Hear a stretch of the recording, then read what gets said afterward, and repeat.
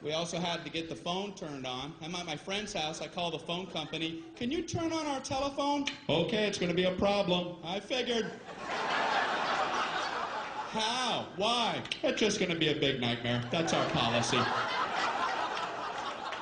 It's going to be a nightmare.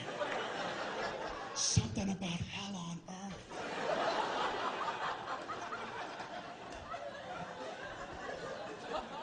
It's different than I thought. I didn't know how it worked, so I asked him, how does that work? Do we have to wait in our home for a few days for the phone people to come out? No, we do it differently now. We can just flip the switch from right here.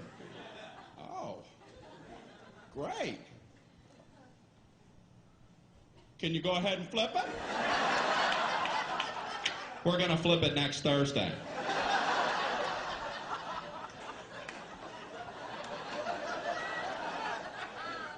Can you flip it right now?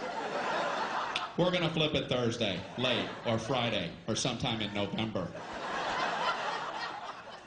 Can you see it from where you're at? Can I come down and flip it? What do I know?